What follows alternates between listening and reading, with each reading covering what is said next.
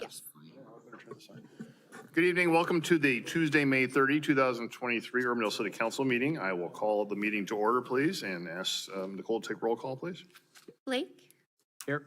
Carberry Montgomery? Here. Kroll? Here. McBurney? Here. Ober? Here. Thank you. Please stand as you're able for the Pledge of Allegiance. I pledge Allegiance to the flag of the United States of America and to the republic for which it stands, one nation, under God, indivisible, with liberty and justice for all. Urbandale is a national leader in character counts, endeavoring at all times to promote and model the principles of trustworthiness, respect, responsibility, fairness, caring, and citizenship. In conducting tonight's meeting, we expect that all participants will act in a respectful manner consistent with these principles. Item 2 is to approve the agenda. Is there a motion? Motion by Kroll. Second by Blake. Discussion. Please vote.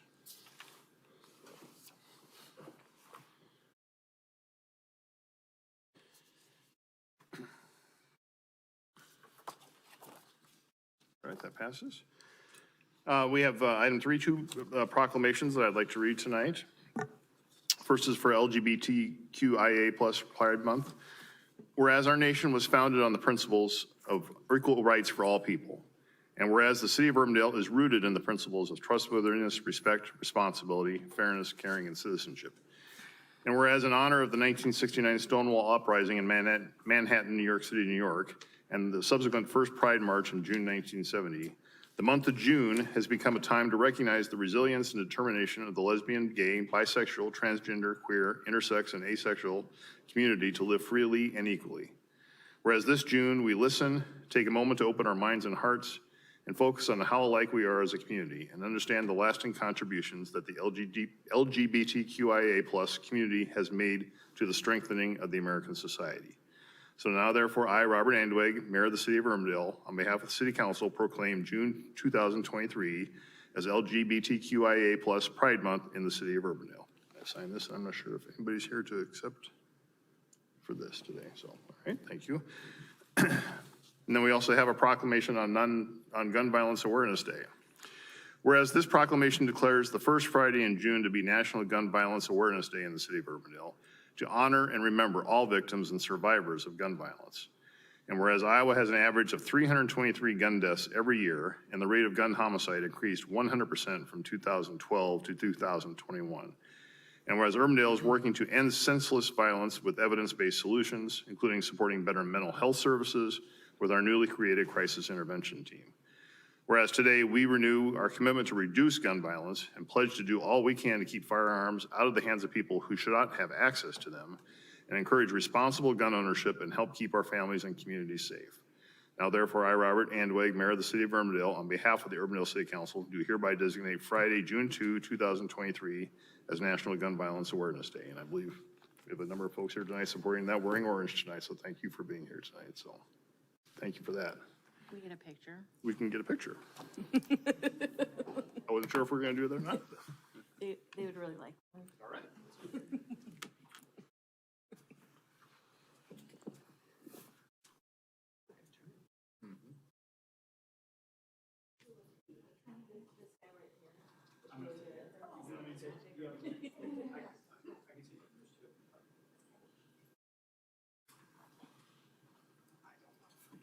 Okay, let's get it. The mayor doesn't mind it. So you might be blocked. Okay, on 3. 1, 2, 3. That's great. Let me take more here. 1 second. Okay, on 3. 1, 2, 3. Okay, all right. All right. Thank you very much.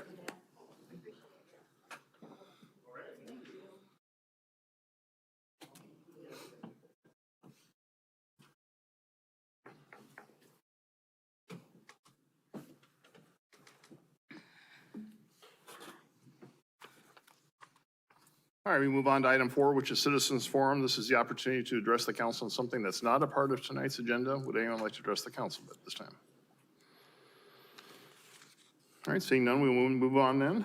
Item 5, the adoption of the minutes from the May 16 meeting. So moved. Motion by Obrecht, second by Kroll. Discussion, please vote.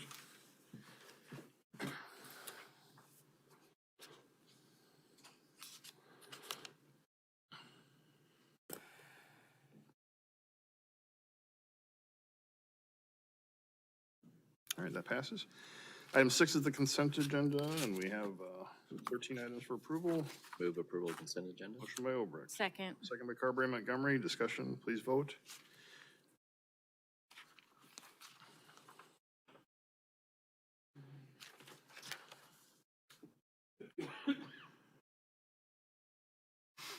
All right, that passes. And I guess I should note, I passed over on the presentations of the 4th of July committee. We're not canceling 4th of July this year. I just want to make sure that's clear. But we are not canceling. We are postponing the presentation for the buttons because the buttons were not ready yet for tonight. But we have approved in the consent agenda the 4th of July event. So we are still having 4th of July in Urbandale. So I want to lay any fears out there, so. All right, item 7, public hearings. First is item 7.1 is a public hearing to consider the Colby Woods Lot 3 West Mark Plaza Plat 2 amendment to the planned unit development master plan at 2601 to 2677 86th Street. The public notice for this was published in the May 16, 2023 Des Moines Register, and ask are there any objections to that notice is published. There were none. Ask for motion to open the public hearing. So moved. Motion by Carberry Montgomery. Second. Second by Obrecht. Discussion, please vote.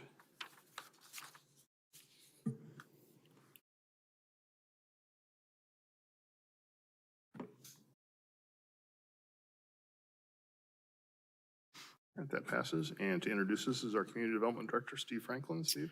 Thank you, Mr. Mayor. Good evening, all. So this is a PUD amendment for what is known as West Mark Plaza 2. This is 86th Street here. This is the Vision Park Eye Center right there. And we're talking about the retail strip back behind it. Taki Steakhouse is here and Ted's Coney Island is at the other end. And the space that we're talking about is about 5,000 square feet here in the middle. Right in the bend of that building. The PUD would allow a child daycare center to be a permitted use in this particular building. The owner is seeking approval on behalf of Sugar Babies Academy to occupy this space. They currently do have space at 2550 73rd Street, and they would like to expand. And this would specifically be childcare for children that are 6 weeks to 16 months. So very young and no more than 35 children at one time. So it'd be somewhere in the neighborhood of 6 to 8 employees. The parking calculations required on the zoning ordinance, it actually would be less parking spaces than the typical 5 per 1,000 for office and retail. One of the conditions is that if there is a parking issue that we discuss it and figure out a problem, but we don't think that there's going to be. So Planning and Zoning Commission recommends approval, subject to the items noted. Be happy to answer any questions. All right. Thank you, Steve. Questions from council? I guess any traffic flow issues, a drop-off pickup, I mean, you got 35 kids that are, so 70 cars a day flowing through, in and out of here somehow. Yep, they did not have, seem to have concerns about it. No more than 35 kids at one time. There's going to be a little window, in the morning, and then probably it varies a little bit more through the afternoon. But there's enough parking spaces are there. They felt comfortable with it. We're going to give it a try and see if it works. And if we need to, come up with something to direct people or whatever, we'll cross that bridge when we get to it. But we're not anticipating any issues. And getting out onto 86th Street afterwards. Some are going north, some are going south. So again, only 35 kids. So we're going to try it and see if it works. So they're separating their age groups then, or I would probably? assume so. Did not have that specific conversation, but I'm sure the older ones are at the other facility. Interesting concept, I Yeah. guess. And so they are not planning any outdoor play Correct. space at this one? At this time, just because they are so young. Yep. All right, we are in public hearing on this item. Would anyone like to address the council on this item? All right, seeing none, is there a motion to close the public hearing? So moved. Motion by Blake, Second. second by Obrecht. Discussion, please vote.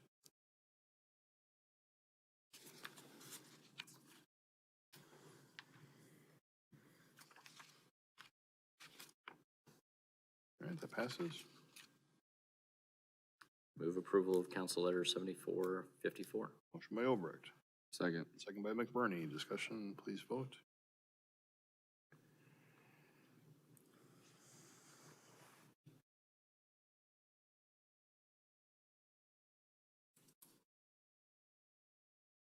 That passes. Thank you. Item 7.2 is a public hearing to consider the Paragon Office Park Lot 1, Plat 1, and Parcel A of Lot 1, Plat 2 amendments to the comprehensive plan and the planned unit development master plan at 4740 121st Street. And the public notice for this was published in the May 16, 2023 Des Moines Register. And ask for any objections to that notice is published. There were none. Ask for a motion to open public hearing. So moved. Second. Motion by McGurney, second by Kroll. Discussion, please vote.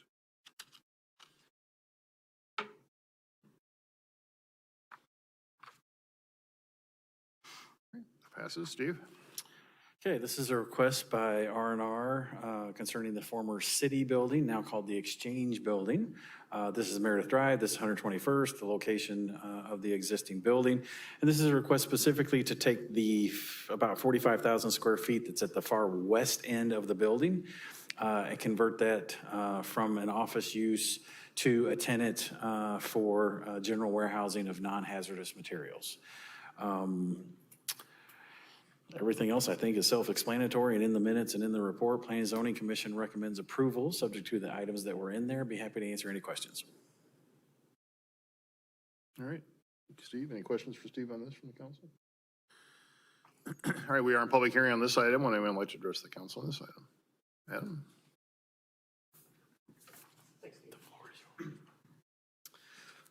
Adam Caduce, R&R Realty Group, 1080 Jordan Creek Parkway, West Des Moines. Steve kept it short, so I'll try and do the same. I do think there was a lot covered in P&Z, a lot of really technical stuff. So I'll just share, we've got a really good customer for this building. It's a company called Owens and Minor. You may have remembered driving by their location in Urbandale. They were here about 10 years ago. They were here for multiple decades. They're now in Grimes, and we're excited about the opportunity to welcome them back to Urbandale. I know in the slides that were provided, the building is a warehouse right now. The west end of that building was used for warehousing by Citigroup. They stored equipment and paper and things like that, but the principal use of the building was a printing facility. What we'd like to do is get that warehouse use put on that west end of the building so that we can accommodate Owens and Minor and bring them back to Urbandale. A couple notes. They shared with us that they wanted to share with you as we work through this process. What their operations are is really any disposable products that you would see in a clinic or a hospital. They do medical supplies. They work with all the local hospital groups to distribute those supplies. This building works really well for them for a couple of reasons. The biggest one is that it's air conditioned. So this warehouse is air conditioned and humidity controlled, which is a bit of a rarity in warehouse product. The warehouse is not typically conditioned. Their product, being pretty specific, needs certain temperature requirements, certain humidity requirements, and so that's why this project works so well for them. It's the right size for them, and it's also the right location. Gives them an opportunity to distribute both locally and around the state to the different hospital groups.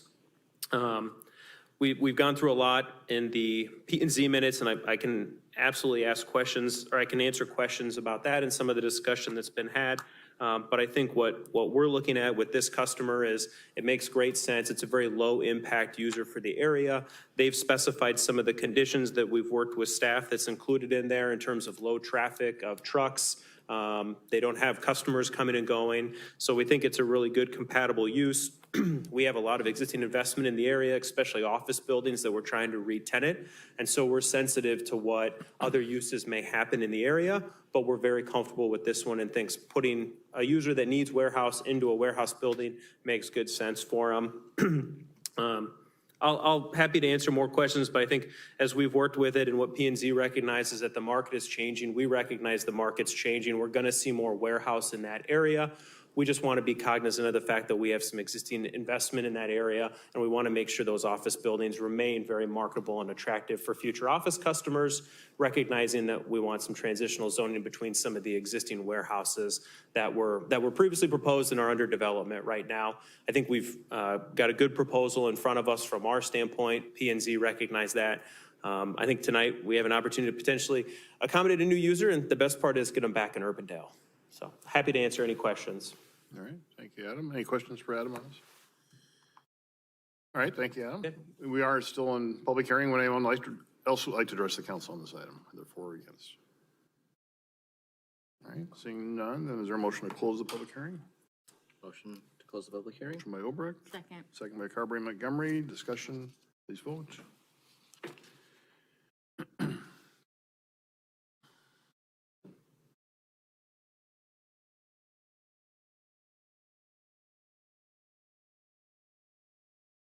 All right, that passes. Make a motion to amend the comprehensive plan. Okay, motion by Obrecht. Second by Blake. Discussion, please vote.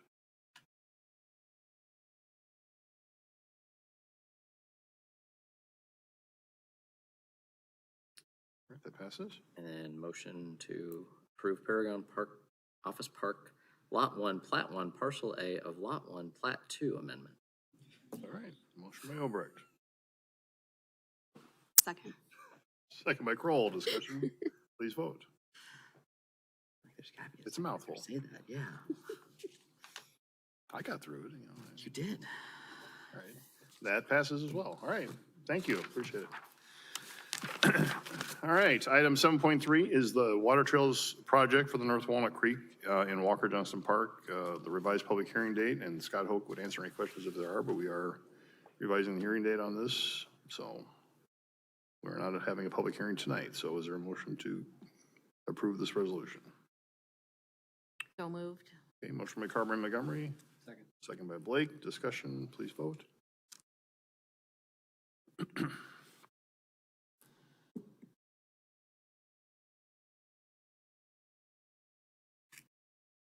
All right, that passes.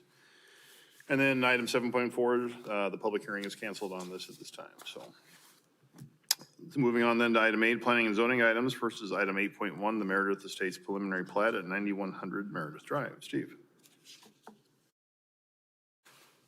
Okay, this is, 9100 Meredith Drive, about a 4.5 acre property. Had a lot of people looking at this over the past 2 or 3 years. And for whatever the reasons, I think the primary reason, previous owners were asking too much, at least that's what we were being told. Nothing ever happened, but do now have something going. This is the preliminary plat to create 6 lots with a short cul-de-sac on the south side of Meredith Drive here to the north, 91st Street here just immediately to the west. This would be known as 90th Circle, this little cul-de-sac, with the 6 single-family residential lots in here. This particular access location will be right in, right out only, and they are aware of that. That was one of the issues, for it being developed, I think. But Planning and Zoning Commission recommends approval, subject to items noted. Be happy to answer questions. All right. Thanks. Questions for Steve? I guess more of an adjacent property question. The trail that's kind of off to the east side of this, not the best condition trail, kind of a lot of elevation changes through it. Is that something that when this comes through, maybe we could look at partnering with them on of changing a little bit of that? Yeah, I think we have parks to kind of take a look and assess where we're at, and if there's an opportunity to do that, we can. So might just, since this is now open, a little redesign might be in order. I don't know, just it's fun to ride, just not always the safest.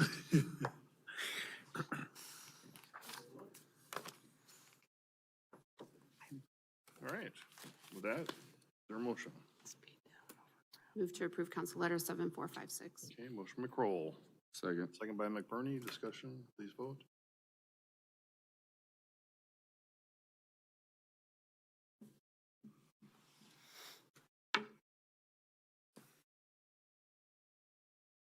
That passes. Moving to item 9 is our regular agenda items. First is item 9.1 is consider the equipment purchase for the police patrol vehicles. And John, did you have a presentation or just answer questions? John, answer any questions if there are on this? Yes. I guess ask some questions just in general on police vehicles. So this is replacing 2 vehicles that were involved in accidents, but we're still 6 vehicles short budget-wise? 5. I'll let you kind of catch us up. Yeah, there are 4 vehicles that you approved for purchase in this fiscal year, plus the backfill of the CIT vehicle. And then there was an additional 4 for next fiscal year, which would be July 1st after. You also had approved the purchase of the first wrecked vehicle back in December from August. And so this takes care of one of those. So we had 10 total. With Stivers Ford, this will strike one of those, so we'll be down to 9 more that we still hope to receive. Okay. And obviously there's production problems with the hybrid that are only going to large cities, basically. Are there any patrol vehicles out there to be purchased, hybrid or non-hybrid? There are. I am actively sourcing 4 or 5 other throughout the country. Some on the East Coast and some on the West Coast. There's one in Massachusetts, one in New Mexico, one in Colorado, and one in California. I have not found any gas or hybrid vehicles anywhere in the Midwest that are for the taking. Unfortunately, Ford cannot produce the quantity that people have requested, and so they've started to cancel purchases for people who've put in for the first wave, which we all did through our process here. So you're trying to find vehicles at the same time that they're being canceled. So it's a tough battle. But I do believe there's more out there to be had. When do we start losing effectiveness of our police force? I would leave that up to the police chief. I know we were getting really close having the 2 wrecked vehicles of having a shortage of vehicles, I was told. So that's why we're expediting these as soon as possible. I spoke to the chief this morning after that question came up, and, with these 2 vehicles coming in, that will get us several more months, but each month that we go without purchasing or recirculating the inventory, it just means more maintenance. And so at this point in time, we still, with these 2 vehicles, that will get us to an operational efficiency. But again, our main concern is the replacement. And so, as John mentioned, he's done an excellent job of sourcing these, but they are throughout the country. And we will be looking toward, if we can secure enough, that we'll bring those in here in the next several weeks. So I have 2 follow-ups. So is this again, we've been trying to get hybrids for literally years now. Are these the first to our fleet then? Or would these be the first 2, or have we added? These would be the first 2, yes. Okay. Yeah. So that was my first question. And then second is, if Ford Interceptor's the only, or Utility Interceptor's the only thing what are the alternatives if we can't find anything? Do we go to different brands? What happens?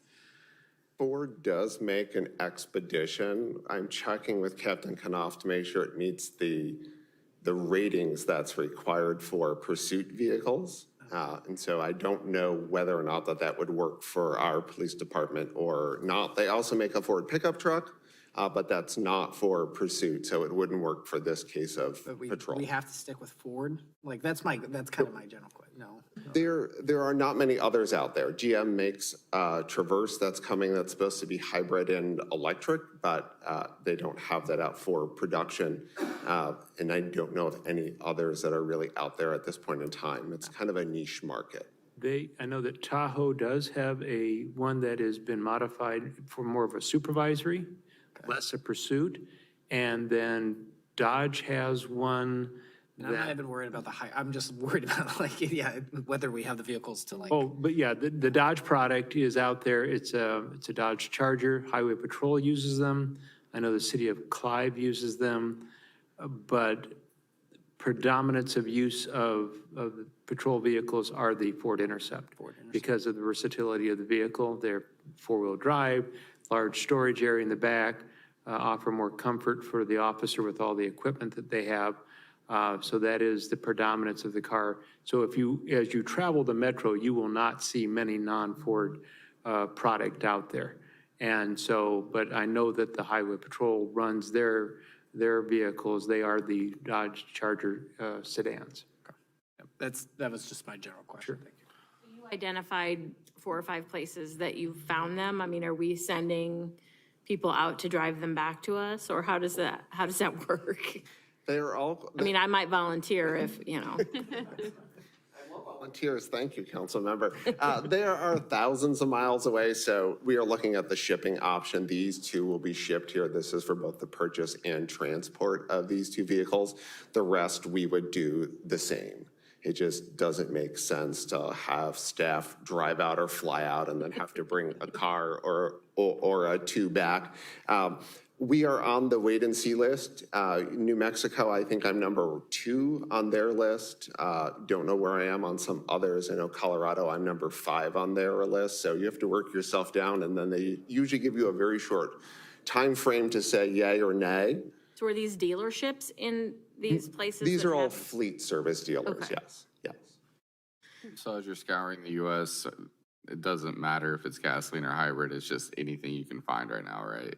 The preference is the hybrid model is what I've been told, so that is what we are actively searching. It is actually easier to find those than gas because nationwide, most people want a gas vehicle and not a hybrid vehicle.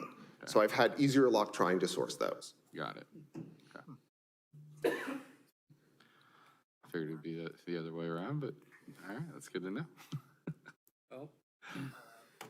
Move approval of council letter 7449. Motion by Blake, second by McBurney. Discussion, please vote. You never know what's gonna get us excited. I didn't know there was just one brand of fleet vehicle. Like, that's new to me. The dominant one. That's The pretty dominant. That passes. All right, thanks, John, for your hard work on it. So, item 9.2 is to consider the Urbandale Dog Park rules, regulations, and fees. And Scott, I'll turn it back over to you. Good evening, Mayor and Council. Thank you. Scott Hoke with the Parks and Recreation Department. Here to get approval regarding both the rules that we've set and then the fee structure for the dog park that we plan to open this summer. That is our goal. That's always been kind of our goal. Now we are still waiting. We have a little bit of repair stuff to do on some of the areas that got disturbed during some of the changes they had to make in some of the sanitary sewer connections they had. So we had to dig up some ground. So we're trying to establish, well, they'll sod some of the areas and seed some of the areas. But the key thing where we are now is making sure the turf is well established so that when we do introduce the dogs to it, it can hold up because it is difficult to repair once it's lost. So our plan is still to open this July. Again, we will be working on establishing turf. They still have some other things to finish up, but all really subsequential other than the turf at this point. So we're very excited about where we are in the process. Here before you tonight, we have just kind of the outline of the fee structure. A couple things to note. We do plan on having a reduced fee this year. We'll have a partial year, about half a year. The pass will be a yearly pass. It'll be every January, you'll get a new pass for the year. So since we're probably looking at a July time, we do have a reduced rate for this year. We do have a different rate for residents and for non-residents. And then one key thing with our pass as well is as an Urbandale resident, you also have to have your dog license as part of your pass. So we are hoping to encourage everyone to have their dog license that comes out there. And that's kind of figured in on how we did the fee structure and how we set it up, knowing you had to buy a license. I think it's $19 if you're spayed or neutered and $29 if you're not, I think is the rate for that. So there is an adjustment a little bit on that. And then next year, starting January 1, we'll have the rate of $20 for non-residents, or $20 for residents, and then $45 for the non-residents. Non-residents do have to produce at the time that they purchase their pass, their vaccination information and all of that. And that'll be done online primarily. And then we'll send them a little tag that they'll have to display on their pet while they're out at the dog park running around and frolicking in the beautiful grass. And then they'll get a code to get in with that. So at the fence, there's a little keypad. If you purchase your pet license, you'll get the code and you'll be able to get in from there. As far as for rules, they are pretty standard rules. We do have a large and a small dog area, so there are some restrictions on the size in the small dog area, but small dogs can go in the big dog area. My dog is a small dog that thinks she's a big dog, so it seems appropriate that she runs with the big dogs as well. So we are going to be open from 6:30 a.m. until dusk. The parking lot is lit, but the grass field area is not lit. So there's security lights in the parking lot, but it's not lit in the park. So with that, I would be happy to answer any specific questions about fees or rules. And then I will note that the Park and Recreation did approve the fees and charges on their May 17th meeting. This isn't specifically about fees. However, what happens if we have someone who has an aggressive dog, who's in there, they're licensed, they have a pass? how do we go about addressing Yep, that? so if we have, if we determine that a dog has been aggressive and is considered aggressive to other animals, then we would revoke that pass. So, and if we were having trouble, we would communicate with the police department. We would probably change the code and let everyone else know that there's a new code now, and then that pet and pet owner wouldn't be, well, the pet owner would if they had another dog, but wouldn't allow that one back. So you are allowed to bring 2 dogs out at one time, so. What's the PR plan for For letting people know that we have this exciting feature that people have been asking for years and years and years? Yep. So our communications team is top-notch. So once we know our opening date, we'll go down the normal process. We'll have a ribbon cutting. We'll, of course, want council to be out there, pet-friendly event, and promoting it that way. So, and then we do have good communications within some of the businesses here, the Bone Apple Treat and some of that to spread the word. So, it's just our normal media outlets, so. Okay. Look forward to it. The keypad, just curious, is it timed out? So like, Yeah. 8:38 tonight, you can't get back in? So we can lock it out. You'd always be able to exit, right? There's always an exit option. But yeah, we could close it down if we needed to, and just, again, adjust the hours. So like if you try to get in at 10:30 at night, it wouldn't allow you access. So. Okay.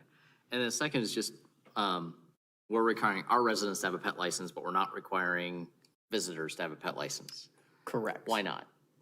Well, logistically, I guess if they're coming from other places, I'm not sure if all communities have the requirements that we're trying to push on pet licenses. It was just kind of again, we were working with our residents to be able to determine if they had a pet license. So, and we're able to get that list from RPD to confirm. So being able to confirm if someone from, that happened to be from another community wanted to get one, that would be a little harder for us to try to logistically get through, so. Okay, I just didn't know if there was a, pet license database that, hey, they're a Johnston licensed pet, they're okay, that kind of thing that would help in this at all or not, but with West Pet dissolving, I didn't think it was out there. I think with that, Benji, you might know that more than me, but. If they do have, in order to get a pass, though, they have to submit their rabies vaccination. Correct. If they're Correct, not but you wouldn't maybe, Johnston resident, not pet licensed in Johnston, helping out our neighbors. with Oh, their I pet see what license. you're saying. Yes, and you're correct, after West Pet disbanded, each community was responsible for its own database on residents and the number of pet licenses distributed and that tracking mechanism. If there was a significant issue, I'm sure we could make inquiries to find out, but you'd have to have, a license number or something that would indicate how that pet was registered in another community. Okay. And then the last is a cap. Are we looking at, once we sell 200 passes, we're just going to see the usage for a while or so forth? Yeah, so a lot of, I thought he said. We're not going to have, I thought you said cat. Capacity limit, sorry, Like capacity. it explicitly says dogs. Sorry. Like, what? Well, we do have a fox in our backyard, so. Kind of dog. Please go out with Yes. with a cat, that's all. Yeah, one thing in regards to number of passes sold, because we're open, it's available all day long. There are different people that are going to come at different times, right? There's a morning crowd, evening crowd, weekend crowd, all of that. So a little more difficult in that sense. Now, the parking lot is capped at, there's 24 spots there. Now, you can park along the road if we would fill that. But again, what I've seen in other communities is that you can have a lot of passes out there, but the odds of them all coming at the same time that would pack the park would be difficult, if that makes sense, so. Yeah, I just didn't know if that, from some of the others, if they'd experienced anything of, once we hit this many passes, we kind of have some spots that are a little bit issue. That will be a problem we will love to have and figure out if it comes, I think, so. I know, Maybe we'll need another dog park then. as far as the code, I mean, everybody gets a unique code that's signed up. No, the system that we're looking at, like, we would have the same code. Okay. So, and yes, there's a possibility that someone could share it, but the beauty of a lot of the dog parks is, especially because the pet will have to display the tag, and a lot of pet owners want to know that the other dogs out there have their license and have their shots and all of those things. So they are somewhat of a self-regulated crowd. Same with waste cleanup and some of that. They will let you know or let us know if there's dogs out there that are not tagged appropriately, so. And then if we find out that it's been shared a lot somehow, then we will just send out an email to all the license owner and say, hey, starting next Wednesday, the code will be this now, so. And that kind of answered my question of, do we intend on changing the code regularly, or is it only going to be on an annual basis? Right, our intent would just be on an annual basis, but if we feel there's some abuse or some need, then we would change it, during the season. But typically, we would try and just do it at the beginning of the year, so you don't have to watch for that email to say, oh, what's the code today, kind of thing, so. Scott, I'm super excited that we're finally getting a dog park. I don't think I made it hidden the fact that I'm not crazy about this location, but to me, it seems kind of obscure, and I guess I'm kind of thinking about safety right now, and, are we gonna have the police roll through there more regularly than they would just on this, cul-de-sac that it was there before? And then, do any of our parks have like the blue, like emergency? I was up in Johnston at the softball park up there, and they had some emergency call stations. And I guess, I don't know, I just feel like this is just in such a low, no one is driving by this park. You are only going there if you are going to the dog park. And I guess to me, that puts up a few more, safety flags. I mean, I'm sure everything will be fine, but I guess I'd like to see that the police do more frequent, drive-ins and check to make sure. And then I guess, I don't know about the call buttons, you know what I'm talking about? Yeah, and we have not gone to those. I mean, they have them, I've seen them other places, but it's not been something we've activated. It was a thing probably 15, I mean. Yeah, I mean, I know most people have cell phones, but I don't know, it emergency just, situations. the location of this one just seems to be so like out of the way more than most of our parks that I just think about safety a little more at this park than our other ones. So it's just something to think about, but I'd really like to make sure that, especially early on, that the police are there, multiple times a day, getting out and walking around and stuff. Yeah, the police have always been great with us when we open new parks or start to have an issue in places. So they've always been great about making their presence known, and usually that, especially right at the beginning, to establish that is something that we'll make sure and communicate that with PD too, so. Yeah, I was just looking at that radar. I'm also glad after, I think, and through my tenure, talking about at least 4 or 5 different locations for a dog park, I'm glad we're finally able to find one here too. So it's been a long time coming for sure, so. All right, with that, is there a motion? Move to approve Council Letter 7452. Motion by Kroll, Second. second by Carberry Montgomery. Discussion, please vote.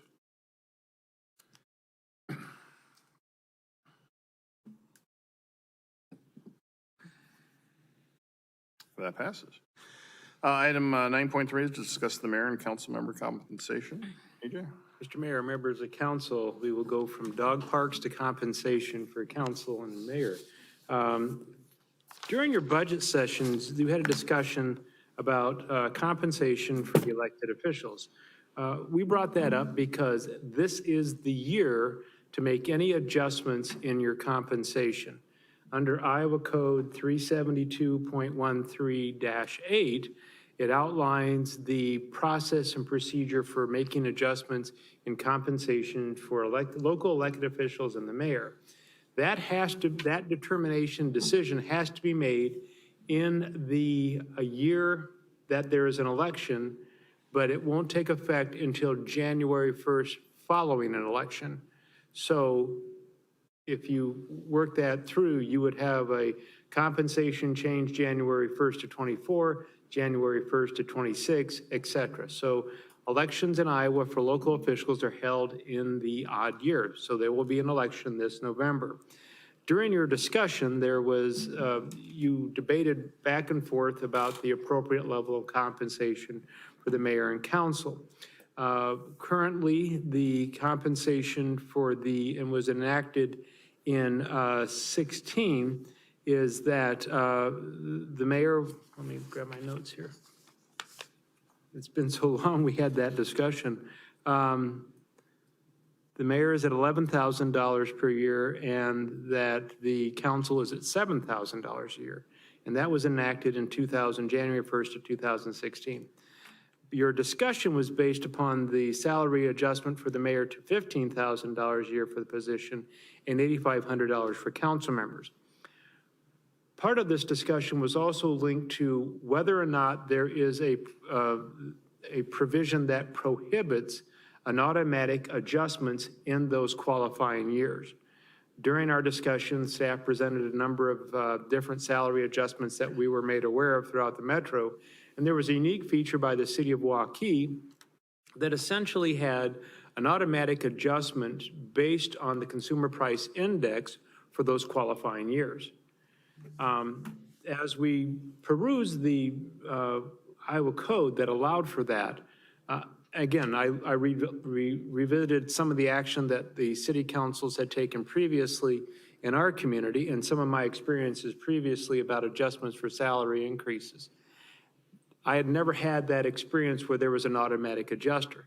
So we put this on our to-do list and we got through it to the point where the city attorney made contact with his counterparts in the city of Waukee that had initiated this. And between the two of them, they came up with the conclusion there's nothing in the code that prohibits it. So taking that position that if it's not prohibited, we can do it. So that's their legal advice, not mine. So they came to that conclusion.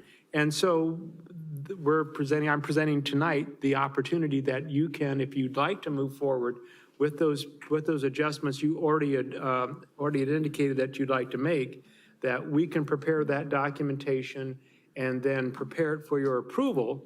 And the automatic increase or some kind of escalator you can include in a resolution that would set that forward. For example, in the consumer price index, you may want to say the CPI for Midwest, and you might put a cap on it, no more than, pick a number, 3.5%, 4%. And then you can put a floor on it that it wouldn't go below zero. So you would create those parameters in advance, so those decisions would not be determined by you folks as far as what that indicator may or may not be, but it would just be automatically set. So I wanted to bring that to your attention, that we now have a decision by our city attorney saying that, yeah, there's nothing that prevents you from coming up with any escalator. And we mentioned CPI because it is something that is determined outside the preview of this council. You could link it toward a number of things, but some of those may be, if you did for whatever you're going to adjust salaries for employees, union contracts, those are under your control. So that, again, the transparency of this process is that you make adjustments, but those decisions, that rate is determined at a formula that you have no influence over.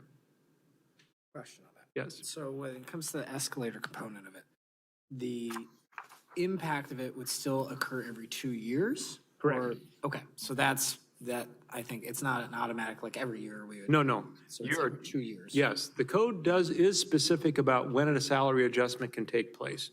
And so there's no question about that. It has to take place after the general election. So I overgeneralize, but January 1st of every even year is when that salary adjustment would take place. Okay, so the proposal that you're thinking is that we readjust to these new levels that we had proposed, and then an automatic escalator of. To be determined wherever, yes. And then we never have to deal with the conversation again because it would, in theory, just be CPI would increase it every 2 years. That is correct. So that, I wanted to give you that update. If you're okay with that, we will prepare the documentation for that. I guess I'm not an outlier. I like having the council has to have the conversation. So I don't think having the escalator is something that we need to go with. It's a good discussion for a council to have. What is that compensation set? What should it be? What is the position worth, in other words? So I guess I'd rather have the council have the discussion instead of having an automatic escalator. So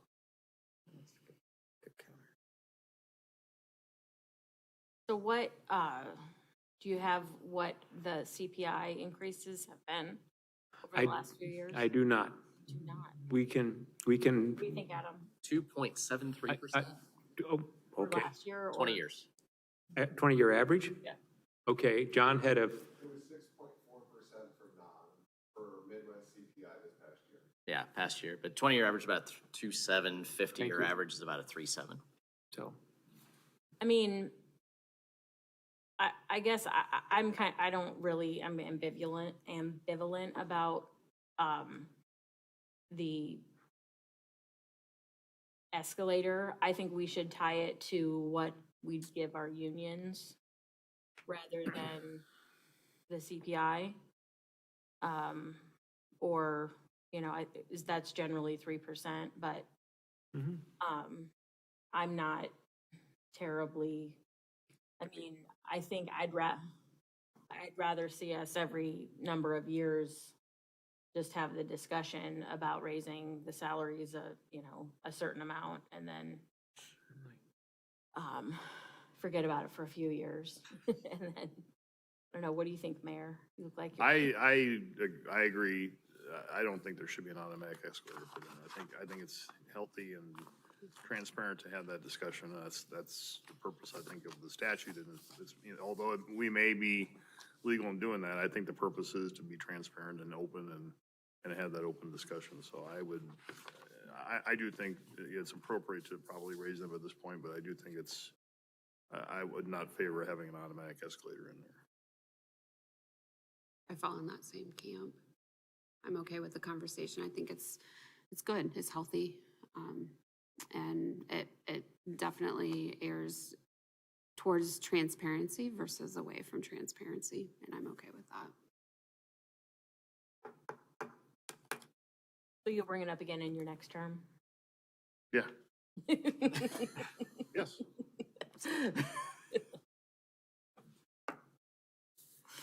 I guess I You hear, have the direction that you need. I'm going to take a guess that the direction that you want to go is not to have an indicator, that you will review this appropriate at the appropriate budget sequence, and that, so that's for any type of adjustment you want to make. The other question I had is that your direction at that time in our budget discussions were 15 for the mayor, 8,500 for the council members. If you are still good with those numbers, we will prepare the appropriate documents to get that approved and get in motion for implementation in accordance with the code. All right, we will prepare that. Thank you very much. Appreciate it. All right. Thank you. All right, that takes us to the end of the regular agenda. So mayor and council items. Amy? I want to just thank Representative Forbes, who helped with a citizen get a utility cable finally buried after over a year of trying to file complaints. So Forbes was able to handle that, which is great. And then also just thoughts with the Davenport counterparts as they deal with the apartment building collapse over the weekend. Absolutely. Yep. Thank you. Larry? The only thing I'll bring up is the grow solar process, the RFP process closed out already. We had 2 companies that put in for bids. Votes were due by the end of today, so we should have, at the bare minimum, the company that's going to be performing the installation, and then we should be seeing our power hours kicking off here shortly. So, exciting stuff. That's all I got. Matt? I have nothing. Okay. Adam? I'll steal one of Scott's comments. Our top-notch communications team, thank you for Aurora Avenue Communication. It has been excellent between the letters, between the signs, and even door knocking the neighbors to tell them what's going on as the process has been happening. Now that Aurora is closed for a segment that affects my life, but it's been great to see all the communication that the city's put out to make sure everybody knows about it too. So appreciate it. Absolutely. Thanks, Adam. Bridget? DART update, imagine that. This one's actually a pretty big deal, though. We have decided to reopen our CEO search as of the middle of last week. And it just didn't work out for us. And we're going to see what else we can find.